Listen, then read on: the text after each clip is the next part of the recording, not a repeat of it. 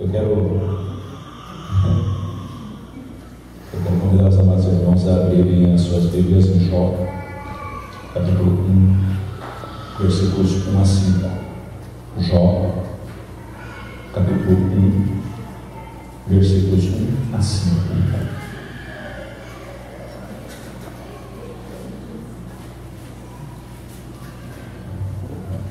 Na dificuldade, encontre o livro de Salmos.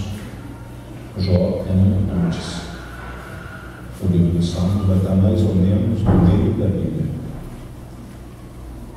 Jó, capítulo 1, versículos 1 a 5. Diz assim a palavra do bom Deus. Na terra de Uz vivia um homem chamado Jó. Era um homem íntegro e justo, temia Deus e evitava fazer o mal. Tinha ele 7 filhos e 3 filhas, e possuía 7.000 ovelhas, 3.000 camelos, 500 juntas de boi e 500 jumentos, e tinha muita gente a seu serviço. Era o homem mais rico do Oriente. Seus filhos costumavam dar banquetes em casa, um de cada vez, e convidavam as suas irmãs para comerem e beberem com eles. Terminando um período de banquetes, Jó mandava chamá-los e fazia com que se purificassem. De madrugada, ele oferecia um holocausto em favor de cada um deles, pois pensava: talvez os meus filhos tenham lá no íntimo pecado e amaldiçoado a Deus. Essa era a prática constante de Jó. Querido Deus, em nome de Jesus, fala-nos por meio da sua palavra. Ensina-nos, ó Deus, para sairmos daqui edificados pelo Senhor. Em nome de Jesus. Amém. A semente do zelo. Zelo é cuidado. Eu zelo, logo eu cuido. Cuido do que me importa. Cuido do que considero importante, pois tudo aquilo que não me é importante, ou eu não me importo, eu deixo de lado. Mas o que isso tem a ver com Jó? O que é uma semente do zelo? É essa a questão. Diz o texto que lá pelas bandas de Uz, onde é isso? Uz é onde vai ser Edom na Bíblia, tá? Porque Jó é um patriarca no sentido de que ele é o chefe de um clã, e essa história ela está situada lá mais ou menos no período de Abraão. Ela foi escrita depois do exílio babilônico, mas ela é contextualizada lá no período de Abraão. Mas por causa do quê? Por causa de toda a estrutura familiar e o contexto pastoril apresentado. Tá? Então é uma história lá do tempo de Abraão, mais ou menos. E esse Jó, que mora nessa terra de Uz, onde será Edom, e hoje é a Jordânia, ele é um homem podre de rico. Mas não é essa a grande questão do texto, que ele tem um monte disso, um monte aqui, um monte do outro. A grande questão do texto é que diz que ele é um homem reto, justo, que teme a Deus e evita fazer o mal, ou dependendo da sua tradução, se aparta do mal. Não tem prazer na prática do mal. Observem bem as virtudes que esse homem tem. Ele é reto, ele é justo, ele teme a Deus e ele se desvia do mal. Mas não diz o texto que ele parece isso. Diz o texto que ele é isso. Então, quando as pessoas batem o olho em Jó, eles não vão dizer: olha ali um homem que parece justo, olha ali um homem que parece reto, olha ali um homem que parece que teme a Deus, olha ali um homem que parece que se desvia do mal. Não! Eles vão dizer: está vendo aquele sujeito? Ele é o Jó. Quem é o Jó? Jó aqui na nossa redondeza rapaz, Jó é um homem reto, Jó é um homem justo, Jó é um homem que teme a Deus, o Jó é um cara que faz de tudo para não errar. É tão então esse homem é extraordinário. Esse homem é demais, ele é espetacular. Mas ele só é, gente, porque ele zela por isso. Jó não está zelando por sua imagem, Jó está zelando por ser isso. Nós vivemos um período que as pessoas zelam muito por sua imagem, elas tentam parecer, elas tentam parecer corretas, elas tentam parecer justas, elas tentam parecer dignas, elas tentam parecer santificadas, elas tentam parecer entregues a Deus, elas tentam parecer um monte de coisa, e elas vendem essa imagem, a imagem da pessoa boa, a imagem do pai que abraça os seus filhos e os ama, a imagem do homem honesto, a imagem do marido fiel, a imagem da mulher que é, nossa, ela é linda, como a futura talvez primeira dama, né, que é a tal, ela é bonita, ela é recatada, ela é do lar, né, que é o slogan da mulher, não? Então, tem isso aí no negócio, sabe? Mas parece. Mas quem garante quem é? Mas por quê? Porque as pessoas vendem uma imagem e na hora de entregar o produto, te entrega outra coisa. Igual essas pessoas que compram às vezes na internet alguma coisa e quando chega em casa tem um tijolo dentro da caixa. O que você comprou? Comprou um computador. O que veio? Veio um tijolo do outro furo. Falei, eita. E nem tem Wi-Fi esse tijolo. Porque se tivesse, eu ia ficar com ele. Eu fui roubado.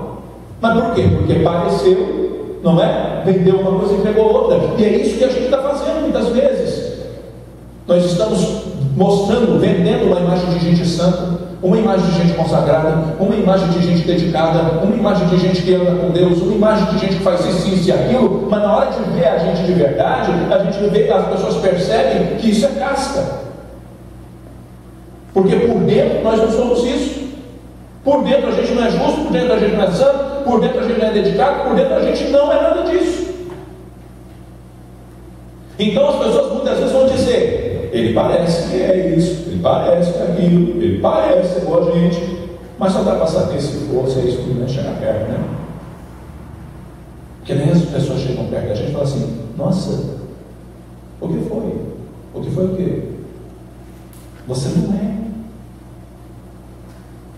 Você só parece. E eu estou decepcionado por isso. E decepciona, né? Você cria uma imagem da pessoa. Você cria uma imagem da pessoa. Como é que é essa pessoa? Aí você chega lá e fala assim, eita, que não é nada disso que eu estava pensando, gente. Nem de perto. Nem de perto, porque é feio você precisa de ver. Mas pastor, nada. Querido, se nós não formos zelosos, não dá para ser justo. Se nós não formos zelosos, não dá para ser íntegro. Porque o vocábulo hebraico dessas palavras, do justo, ele é o correto, ele é direito, ele é alguém que é inteiro, ele não vive uma coisa despedaçada. Ou seja, em outras palavras, Jó não tem uma vida dupla. Jó não tem isso. Jó tem uma vida única. Por dentro e por fora, ele é aquilo. Tem certeza, pastor? Lê uns versículos para baixo que você vai ver Deus falando assim para o adversário: você teve vigiando meu servo Jó, porque na terra não existe homem igual a ele, justo e íntegro, e que teme a Deus e se aparta de fazer o mal. Essa é a questão. Temer a Deus não é respeitar a Deus tão somente. A temor é respeito, entre aspas. Temor será respeito. Mas por que não é? Porque o cara que tem a Deus na Bíblia, ele não só respeita a Deus, ele tem um pacto de vida com Deus. Ele caminha com Deus. Ele só caminha com Deus e respeita justamente por causa disso. Eu respeito a Deus dessa maneira porque eu amo com Ele. Não se separa uma coisa da outra. Quem teme a Deus, com Deus anda. Quem não teme a Deus, com Deus não anda.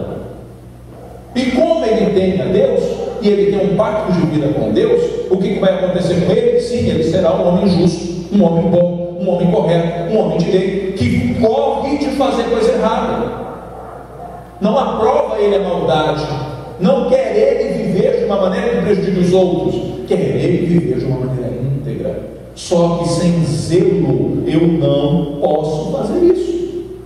O quanto eu me importo realmente com a minha integridade, o quanto eu me importo realmente em ser correto, o quanto eu me importo realmente em me afastar de tudo aquilo que parece ruim, não precisa nem ser, mas parece ruim, o quanto eu me importo com isso, o quanto eu me importo realmente com a minha vida com Deus, a um ponto que dá para dizer que as minhas ações, aquilo que eu falo, aquilo que eu faço, aquilo que eu experimento, aquilo, os passos que eu dou na vida, respeitam a Deus. Respeito a Deus para a gente entrar aqui e ter um culto chamado de uma coisa que assim tem ordem e tem decência. Respeito se dá na postura.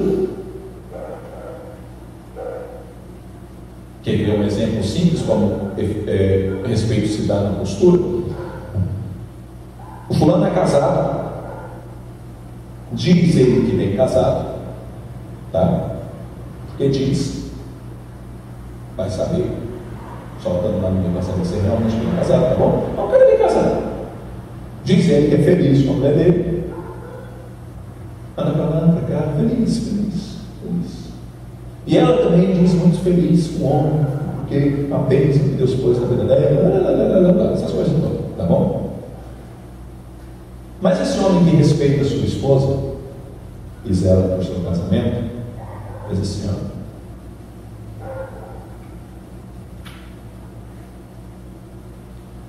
Ah, se eu não fosse casado.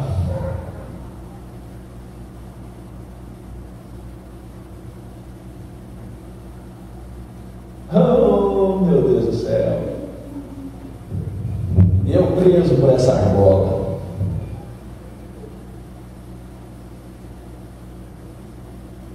Ele está respeitando? Ele não está respeitando. Não respeitando o que a moça que passou, ele não está respeitando a mulher dele.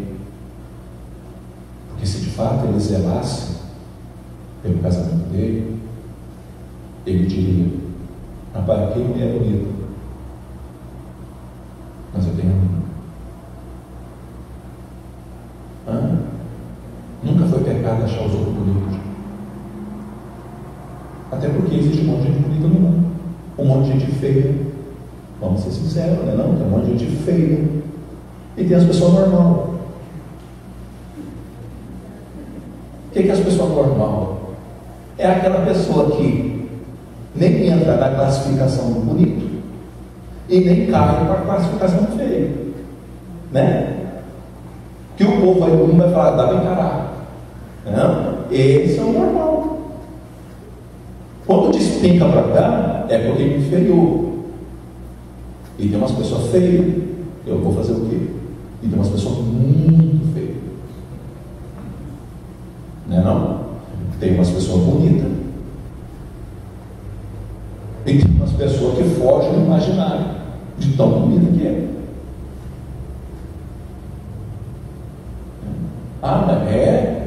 É tão bonito, tão bonito, tão bonito, que se for uma mulher, por exemplo, a outra mulher fica com raiva. E fala, que é isso?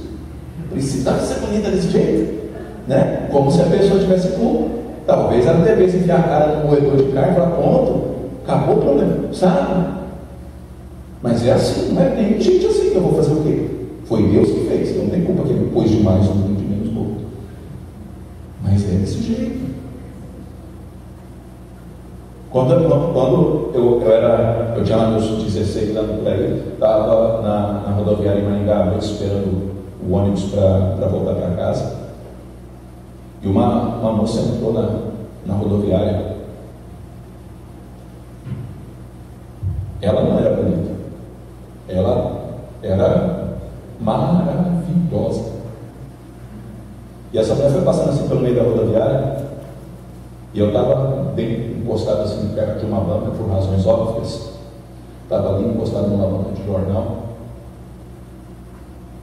e ela vinha assim, e tudo que você via era isso aqui, ó, tanto para o lado de cá quanto para o lado de lá. Tanto homem quanto mulher com a boca aberta. E ela passando. Ela foi lá comprar um negócio lá na banca, e o menino da banca não conseguia falar. Ela pediu um negócio, pagou, foi embora. Eu dei, falei para ver se me dá entrada, porque o guri ficou meio travado lá no meio da moça, porque ela era bonita demais, ela foi embora. Falei, meu filho, desce.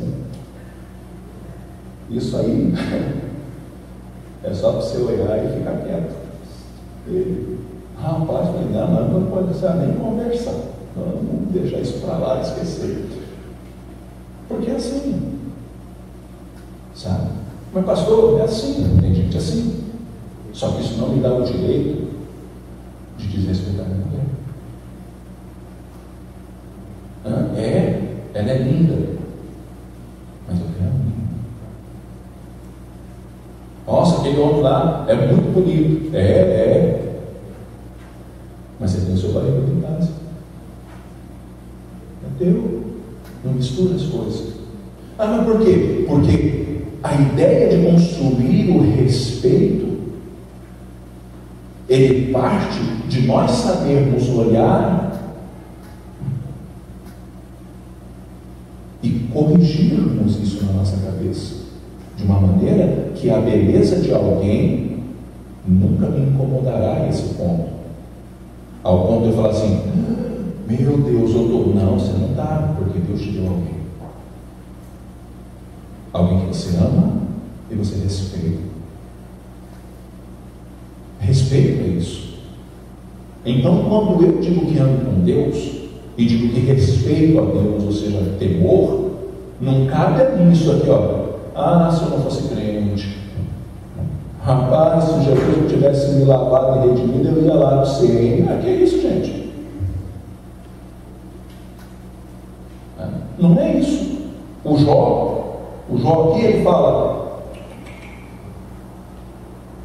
não, eu não quero isso. Você não quer por quê, Jó? Eu não quero isso porque eu zelo pelo meu relacionamento com Deus, a um ponto que Deus me tornou reto, justo, um homem íntegro, e eu me afasto de fazer coisas erradas, porque eu respeito demais a Deus para isso. Zelo, não zelo por uma mera imagem, mas zelo, o cuidado de ser aquilo. Amar a Deus de tal forma e me relacionar com Deus de tal forma que mesmo que existam coisas que queiram me seduzir no mundo para me tirar o olhar do olhar de Deus, para querer me afastar de Deus, ainda assim eu vou dizer ao Senhor, de jeito nenhum. Senhor, eu não vou te desrespeitar, mesmo que isso esteja me tentando, eu não vou te desrespeitar, mesmo que isso me atraia, eu não vou te desrespeitar, mesmo que isso seja o meu ponto fraco, eu não vou fazer isso, porque eu te respeito demais, ou seja, eu te amo demais, eu me preocupo demais em zelar pelo meu relacionamento com o Senhor, porque o meu relacionamento com o Senhor é a coisa mais importante da minha vida, porque eu sei que sem esse relacionamento eu não vou conseguir ser justo, eu não vou conseguir ser direito, eu não vou conseguir ser íntegro, e muito menos me afastar do mal. Zelo. O quanto você ama a Deus para dizer que você zela pela sua vida com Deus, para que os seus olhos continuem sendo bons.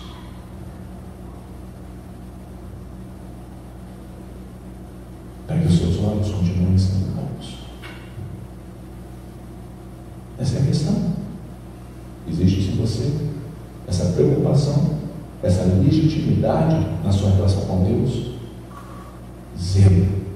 Não por ser, por parecer, mas essencialmente por ser. Gente, se eu for, se o Tom for, se a Danila for, se o Isaac for, a Heloísa for, a Sara e assim por diante, cada um de nós realmente formos tementes a Deus, formos zelosos pela nossa vida com Deus, formos isso tudo, não vai ter problema.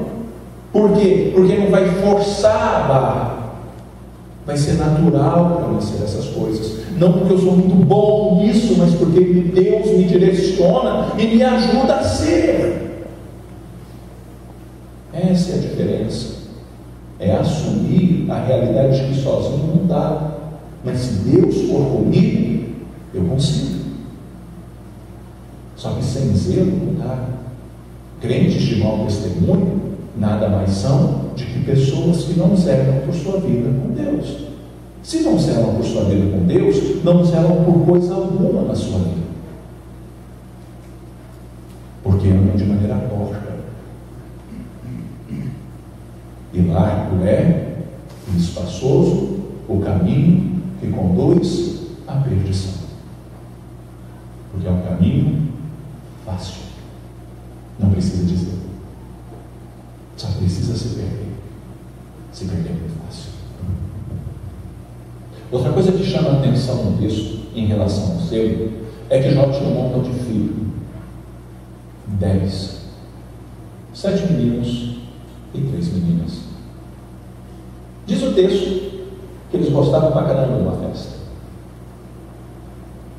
Tinha banquete. Domingo na casa de não sei quem, segunda na casa de não sei quem, terça na casa de não sei quem, quarta na casa de não sei quem, e era um banquete atrás do outro. Mas como eles eram irmãos bacanas, eles convidavam as irmãs deles também. Ué, não tem banquete Dia das Irmãs na Bíblia? Período patriarcal? Gente, elas já deviam ser agradecidas por ter sido convidadas. Mulher não tem vez aqui, gente. Tá? Mulher não é nem contada. Quando é contada a população num país, era assim, ó. 1, 2, 3, 4, 5, 6, 7, 8, 9, 10, 11, 12, 13, 14, 15, 16, 17, 18, 19, 20, 20. Tem 21 pessoas aqui. Vai, e as mulheres? Também tem mulher. Era desse jeito, o censo era feito assim. Conta-se só homem. Mas por quê? Porque mulher não tem voz, mulher não tem vez, mulher não tem essas coisas na Bíblia. Por quê? Porque o mundo é assim. Aí o mundo foi mudando, graças a Deus, até um ponto que mulher tem direito. Mas lá naquele período não tinha. Então por isso que não tem o dia da festa lá da filha. Elas são convidadas a participar. Tá? Lembram lá na multiplicação dos pais que disse que tinha 5.000 homens e mulher e criança? Né? Por quê? Porque era assim o mundo. Hoje já não é mais assim. E louvado seja Deus por aquilo que Deus foi abrindo os olhos da humanidade para poder entender a igualdade das coisas. Jesus nunca tratou as coisas assim. Jesus tratava assim. Mas por quê? Porque no Evangelho não tem mulher nem homem, nem escravo, nem livre. É todo mundo igual aos olhos de Deus. Graças a Deus pelo Evangelho. Mas Jó tem os filhos. E diz o texto que Jó fazia com que os filhos se purificassem. Zela Jó pela santificação dos filhos. Preocupa-se Jó se seus filhos estão andando com Deus ou não. Em outras palavras, o que eu estou dizendo é: nós zelamos pela santificação dos nossos filhos? Nós nos preocupamos com a santificação dos nossos filhos? Ou nós nos preocupamos em fazer os nossos filhos ir na igreja? Não, meu filho vai na igreja. Seu filho vai na igreja? Que legal! Meu filho vai na igreja? Que legal! Meu filho participa do negócio? Que legal! Mas é a santificação dele? Ele vai na igreja. Não, filho, eu quero saber que as coisas que ele faz fora. Eu quero saber se você se preocupa com o seu filho estar orando. Eu quero saber se você se preocupa com o seu filho estar lendo a Bíblia. Eu quero saber se você se preocupa se seu filho está andando de uma maneira reta, justa, íntegra diante de Deus. A maioria da vida do seu filho não é aqui dentro, é fora. E Jó, ele fala assim: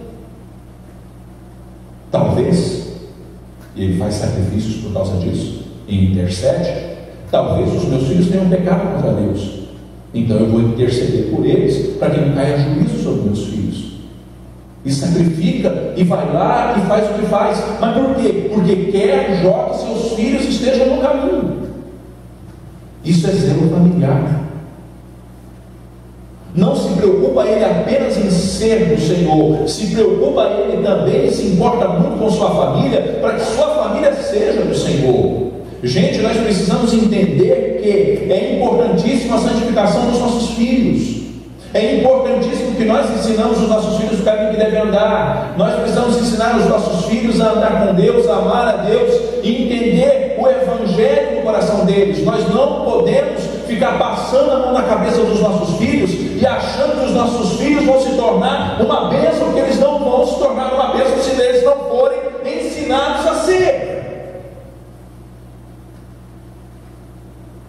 E nem isso te garante que eles serão.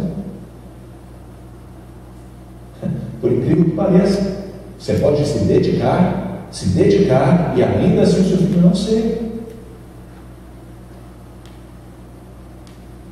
Pastor, talvez meus filhos em seu coração tenham amaldiçoado a Deus, disse Jó.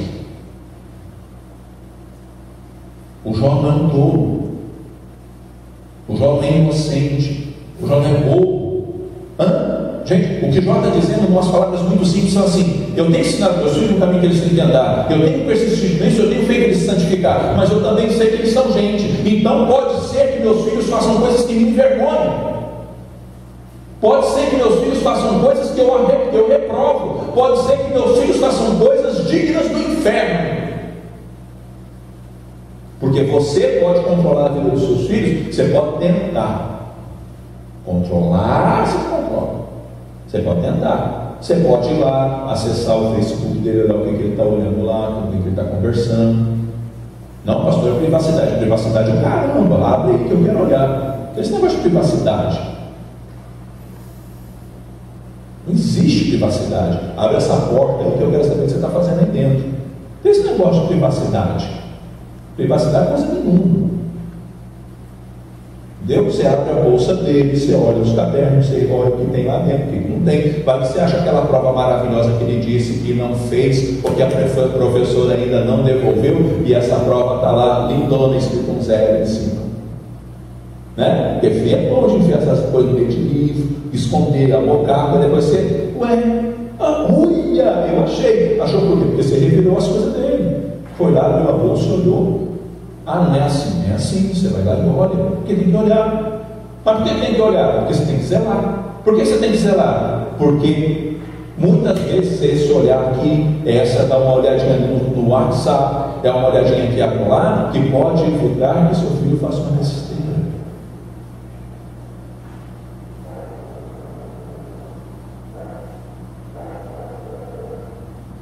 Eu tinha um amigo chamado Humberto. Humberto era um rapaz que na época estava com uns 17 anos, um rapaz muito bonito, estava caminhando para ser bem sucedido, e tinha arrumado serviço no Brasil, uma série de coisas. E um belo dia, uma amiga muito querida da nossa família chegou em casa de manhã. Era por volta de 7 e pouco, 6 e pouquinho, na hora que ela chegava em casa, porque daí ela ia para o trabalho junto com minha mãe. E ela chega em casa e não tinha notícia.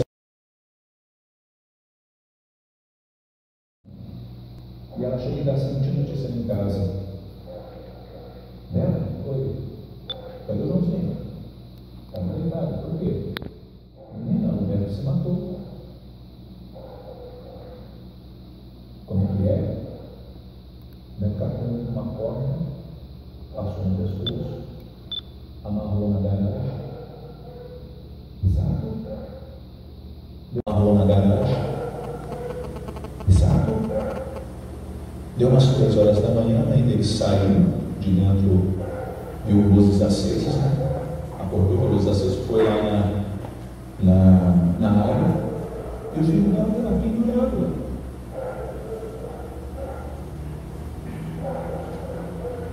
Aí eles pegaram, foram revelar as coisas do Beto.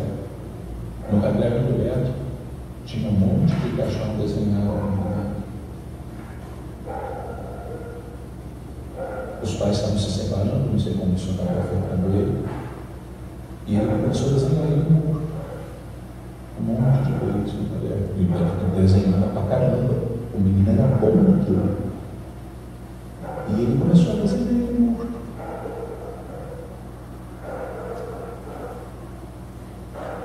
Talvez se eles revirassem as coisas do Beto Gato de vez em quando, tinham visto aqui e falado assim: meu filho, eu achei isso aqui. Por que você está se desenhando no muro? O que está acontecendo, meu filho? O que você passa na sua cabeça? Privacidade não minha. Que se preciso for, a gente atravessa. Então você olha sim os cadernos do seu filho, você olha sim o quarto do seu filho, você pega sim, e se precisar você fala: me dá essa câmera que eu quero olhar esse celular, me dá esse Facebook, eu quero olhar isso daí, eu quero saber o que você está fazendo. Ninguém morre por excesso de zelo. Precisa-se pensar tanto na santificação dos nossos filhos, mas também precisa se pensar que mesmo ensinados, eles são capazes de vacilar feio.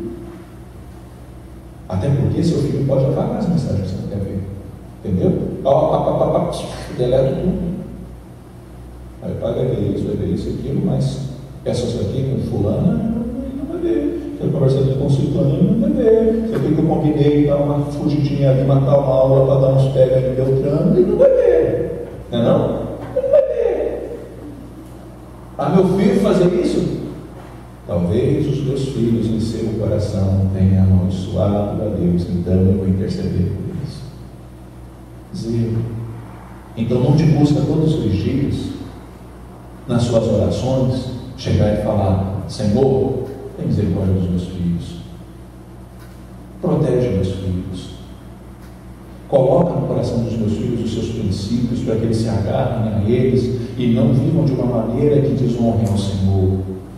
Livra meus filhos de todo mal, cuida para que meus filhos sejam bênção. Por favor, Senhor, não permita que meus filhos caiam em armadilhas do inimigo,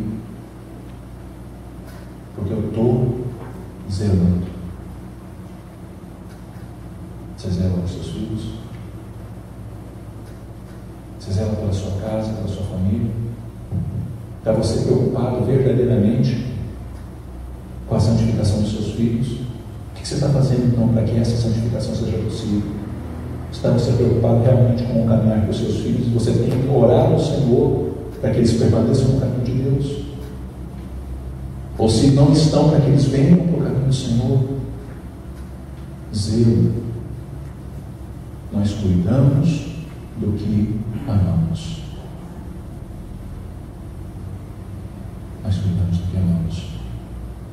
A semente do zelo precisa ser espalhada na nossa vida, para que, quem sabe, as pessoas possam dizer: ali vai uma pessoa de Deus, que é justa, que é direita, que é reta, que ama o Senhor, que se aparta de fazer o mal e cuida muito bem da sua casa.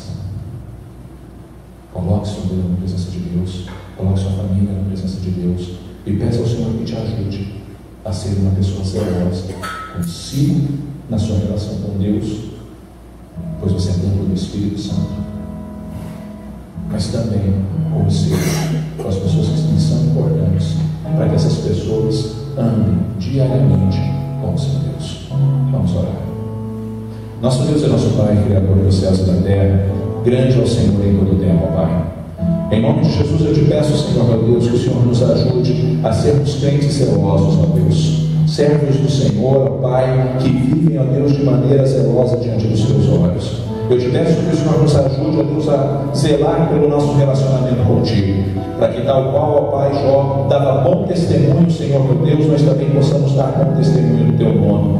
Em nome de Jesus, ó Deus, eu te peço que o Senhor trabalhe em nossa vida, Pai, para que nós possamos valorizar o nosso relacionamento contigo, para que nós possamos valorizar a sua presença na nossa vida, para que nós possamos, ó Deus, para a honra e glória do teu nome, te exaltar em todo tempo, para que, ó Deus, no nosso caminhar, nós não forcemos, ó Deus, sermos crentes, ó Pai, mas nós sejamos porque o Senhor tem operado em nossa vida. Que nós possamos, ó Pai, abrir verdadeiramente o nosso coração para Ti, para o Senhor, ó Deus amado, agir na nossa vida, para que nós possamos ser justos, retos, tementes a Ti e nos apartarmos, ó Deus, de todo mal. Te peço também que o Senhor nos ajude a cuidar da nossa casa, para que, ó Deus amado, no caminhar contigo, Senhor meu Deus, nós possamos, ó Deus, dizer, ó Deus, eu e minha casa temos servido ao Senhor, para que, ó Deus amado, nossos filhos, ó Pai, sirvam ao Senhor, para que, ó Deus amado, nossa casa inteira, Senhor meu Deus, esteja te servindo, que nós sejamos zelosos para isso, Senhor meu Deus, que nós tenhamos a coragem, ó Deus, de ensinar, que nós tenhamos a coragem de instruir, que nós tenhamos a coragem de corrigir, que nós tenhamos a coragem, Senhor meu Deus, de interceder constantemente pela nossa casa diante do Senhor, para que, ó Deus amado, o Senhor nos livre de todo mal, Pai.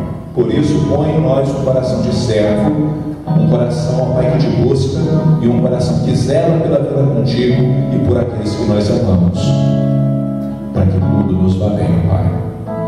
Obrigado por esse culto, obrigado pela tua presença, obrigado por aquilo que o Senhor nos ensina, e que as sementes, ó Deus, do Senhor, que nos tornam melhores, que tornam a vida melhor, sejam presentes em nossa vida a cada dia. Em nome de Jesus, oramos e agradecemos.